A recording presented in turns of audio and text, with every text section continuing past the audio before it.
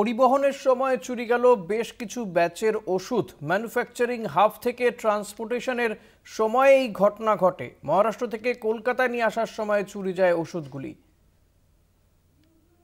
এই নিয়ে আমরা কথা বলবো, আমাদের প্রতিনিধি রমিত ব্যানার্জি রয়েছে নিউজ রুম থেকে সরাসরি। রমিত, ঠিক কি অভিযোগ উঠছে?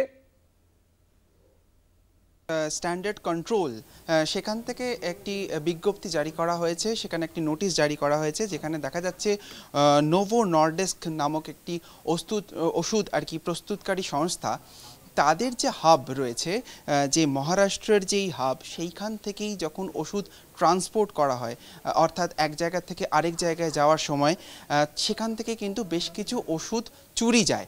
এবং সেই যে আমরা বিজ্ঞপ্তি দেখতে পাচ্ছি, যে নোটিশ দেখতে পাচ্ছি, সেখানে প্রায় বেশ কয়েকটা ওষুধের নাম এবং তাদের ব্যাচ নাম্বার চিহ্নিত করা হয়েছে, যেই ওষুধগুলো চুরি গেছে।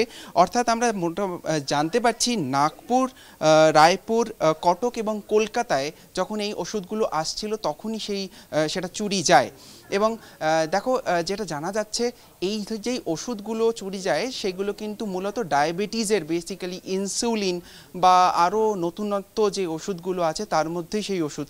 এবং সেই ওষুধ একটা নির্দিষ্ট টেম্পারেচারে রাখতে হয়, অর্থাৎ 2 থেকে 8 ডিগ্রি যেই টেম্পারেচার, তার মধ্যে সেই ওষুধগুলোকে রাখতে হয়। কিন্তু এই যে চুরি যাওয়া ওষুধগুলো, সেটা কিভাবে কোথায় রাখা হচ্ছে এবং সেটা যদি পরবর্তীকালে কোনো রোগীর ক্ষেত্রে ব্যবহার করা হয়, তাহলে কিন্তু সেখান থেকে বিপত্তি হতে পারে। আর তার জন্যই কিন্তু এই সেন্ট্রাল ড্রাগ কন্ট্রোল যেটা রয়েছে, মানে আমাদের কেন্দ্রীয়, তারা কিন্তু এই বিজ্ঞপ্তি জারি করেছে, এই সচেতনতা জারি করেছে। ইতিমধ্যেই এই নিয়ে পুলিশি তদন্তও চলছে এবং এই ধরনের ওষুধ যেই ব্যাচগুলো উল্লেখ করা আছে সেইগুলো যেন কোনোভাবেই রোগীদের ক্ষেত্রে ব্যবহার না করা হয়, সেই রকমই বিজ্ঞপ্তি করে সারা দেশকে জানানো হয়েছে আর কি। ধন্যবাদ রমিত। কথা বলছিলাম আমাদের প্রতিনিধি রমিত ব্যানার্জির সঙ্গে।